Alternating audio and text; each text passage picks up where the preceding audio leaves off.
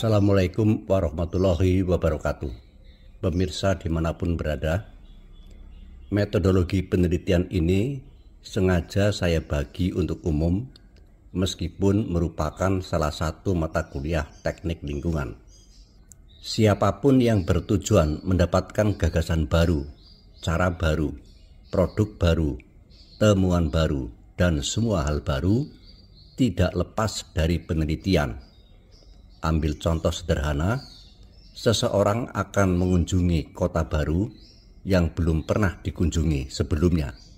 Maka seseorang itu tentu akan mencari informasi lokasi dan cara mencapainya. Artinya, seseorang itu melakukan penelitian. Terkhusus untuk peneliti ilmiah, setidaknya perlu mendapat peta struktur ilmiah suatu karya penelitian yang ditampilkan dalam tayangan. Peta itu tidak berbeda signifikan untuk bidang-bidang keilmuan apapun. Oleh karena itu, mari kita kaji metodologinya. Terima kasih. Wassalamualaikum warahmatullahi wabarakatuh.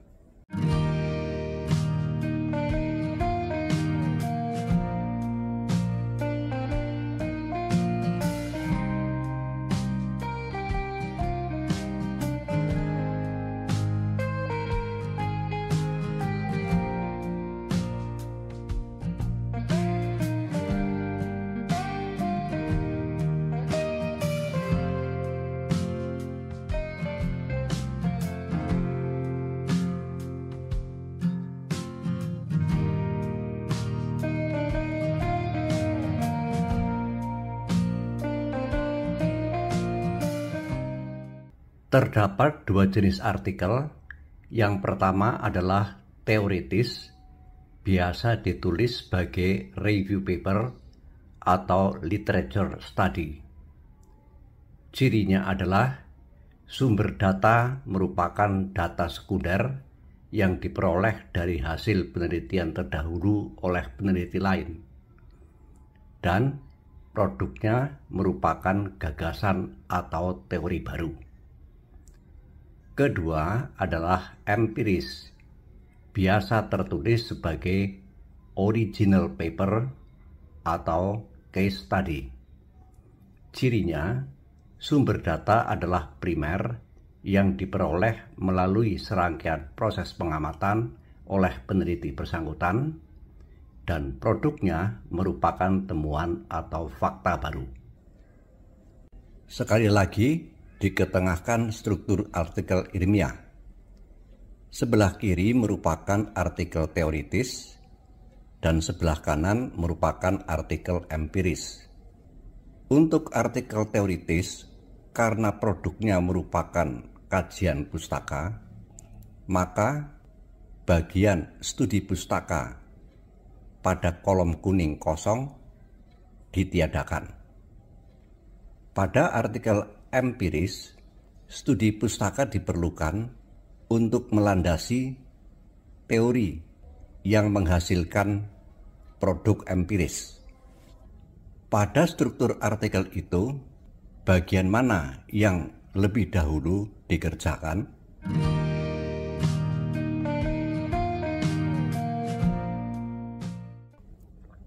Suatu kriterium esensial penelitian adalah baru. Untuk memenuhi penelitian dengan produk baru, harus memenuhi etika ilmiah berikut ini. Etika penelitian menyangkut 4 pantangan, 4P. Pertama adalah pantang duplikasi. Tidak boleh menyamai, mengulang ide, konsep, sebagian atau seluruh karya yang telah ada, sekalipun hanya mengubah bahasa. Kedua adalah pantang fabrikasi. Tidak boleh mengada-ada, membuat pernyataan tanpa fakta atau data. Ketiga adalah pantang falsifikasi. Tidak boleh putar balik fakta, membuat salah yang benar atau sebaliknya. Keempat, pantang plagiasi. tidak boleh mengklaim ide, temuan, maupun karya orang menjadi miliknya. Saya ingin menggarisbawahi mengenai seringnya pertanyaan berkaitan bolehkah copy-paste karya orang? Jawab penegasan, boleh dengan tulisan miring dalam tanda petik diikuti sumber referensi. Bahkan harus copy-paste dengan tulisan miring dalam tanda petik diikuti sumber referensi bila mengutip peraturan atau ketetapan yang tidak bisa diubah. Jika tidak tepat sama, justru melanggar pantang fabrikasi dan falsifikasi. Untuk memenuhi 4 pantangan etika ilmiah itu, jelas poin krusial dan esensial serta sebagai awal dari penelitian ilmiah adalah kajian pustaka.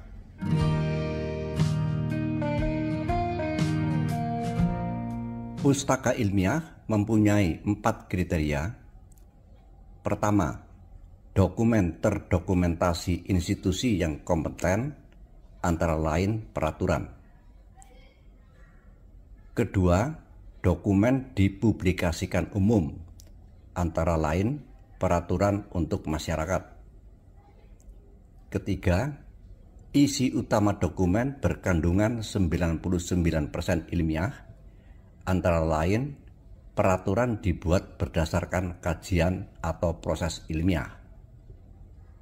Keempat, keilmuan dokumen fokus pada sebuah topik, antara lain peraturan mengenai lingkungan adalah terpusat pada topik lingkungan. Yang dimaksud dengan topik, menurut Kamus Besar Bahasa Indonesia, pada intinya merupakan pokok bahasan. Sekumpulan pustaka yang dikutip dalam teks disebut sebagai referensi. Referensi yang dikutip di dalam teks disebut sebagai sitasi. Sementara sekumpulan pustaka yang tidak dikutip di dalam teks, namun memperkaya pengetahuan penulis, disebut sebagai bibliografi. Untuk penjelajahan pustaka, saya biasa menggunakan software Harzings Publish or Perish. Masukkan 2-4 kata sesuai ilmu terbaik yang dimiliki dan diminati pada kolom title dan keywords, serta tahun terbitan. Selanjutnya, pilih indeks gratis akses terbuka, antara lain PubMed atau Crossref. Kemudian buka artikel dan save ke Zotero atau Mendeley. Boleh gunakan tools lain. Mengenai ilmu terbaik yang dimiliki dan diminati, selama mengikuti setidaknya 4 semester, hampir pasti seseorang telah mempunyai pemahaman terbaik suatu ilmu dan sekaligus paling diminati. Misalnya ekotoksikologi dan fitoteknologi.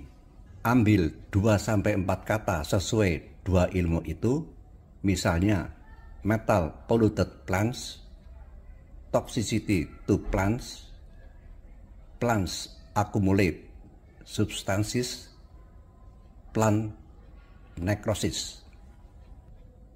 Dari pustaka yang terkumpul itu, ambil minimum 3 referensi terbitan 3 tahun terakhir untuk menginspirasi topik yang direfleksikan pada judul sementara.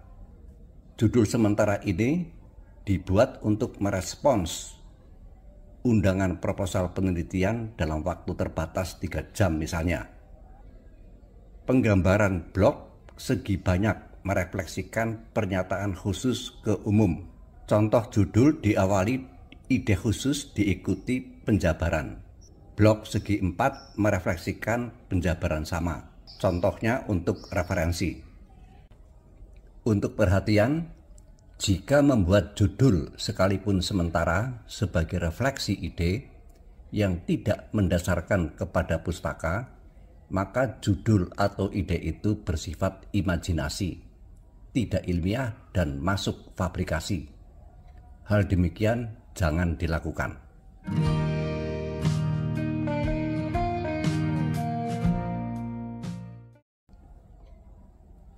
Mengapa minimal 3 referensi? Tujuannya adalah untuk mendapatkan celah pengetahuan yang belum diketahui. Bila kita menggunakan 2 referensi, kemungkinan celahnya terlalu lebar dan mempersulit pekerjaan kita. Sehingga angka minimum 3 referensi cukup memadai untuk mendapatkan celah pengetahuan baru. Mengapa mengambil referensi untuk terbitan 3 tahun terakhir? Hal ini untuk lebih mendekatkan untuk mendapatkan hal baru. Sekali lagi, pastikan langkah awal menggali inspirasi ide adalah pustaka.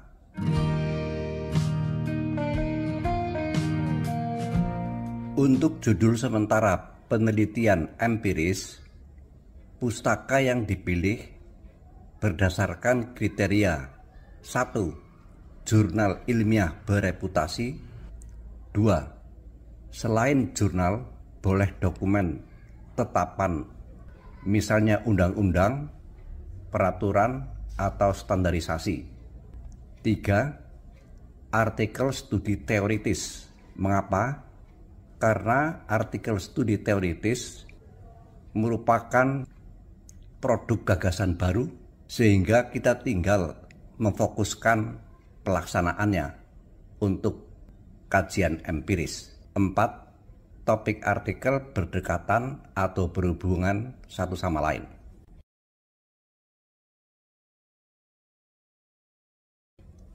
Untuk judul sementara artikel teoritis, pilihan pustaka berdasar kriteria 1. Jurnal ilmiah bereputasi. 2. Selain jurnal, boleh dokumen tetapan, misalnya undang-undang, peraturan, atau standarisasi. 3. Artikel studi empiris. Karena artikel empiris ini mengetengahkan temuan-temuan baru, sehingga tinggal mengeksplorasi pengembangannya sebagai suatu gagasan atau teori baru. 4. Topik artikel berdekatan atau berhubungan satu sama lain. Pada poin ini, saya menggarisbawahi pentingnya penelitian teoritis untuk mengarahkan penelitian empiris.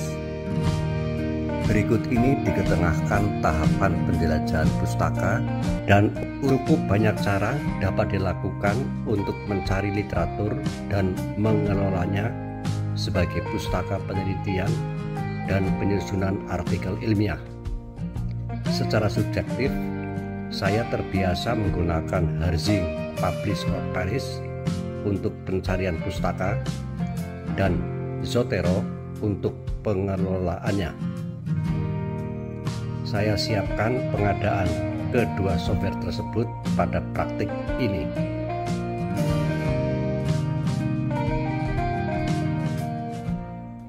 Seperti biasa, buka browser dan ketik saja Harzing, yang akan muncul beberapa pilihan.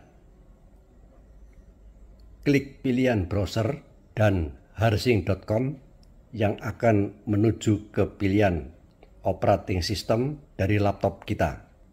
Ada 3 pilihan, Windows, Mac OS, dan Linux.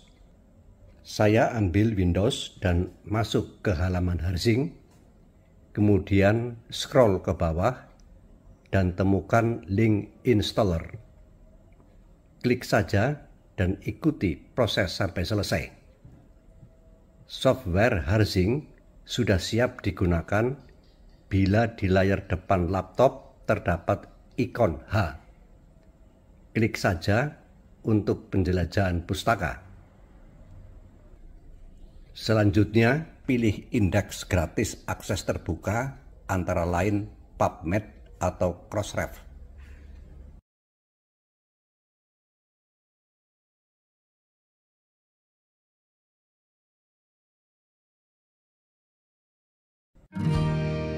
tulis kata bermakna sesuai bidang keilmuan unggulan kita.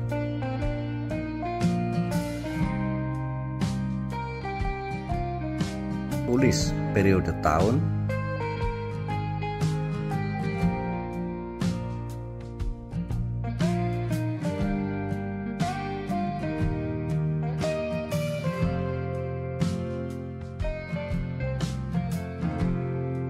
Diperoleh sekumpulan artikel dan pilih 3 artikel sebagai R1, R2, dan R3.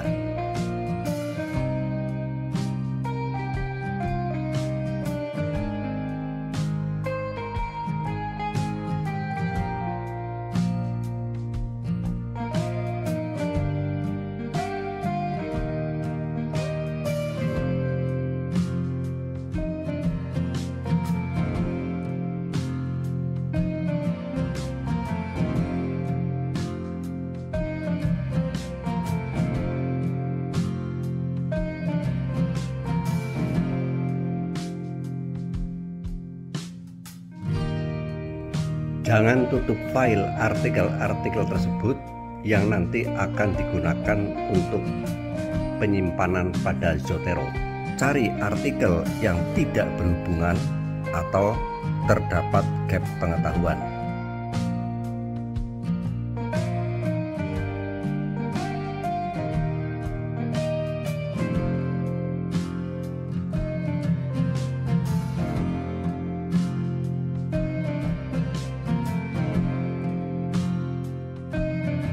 Dari serangkaian tahapan itu dapat disusun judul sementara.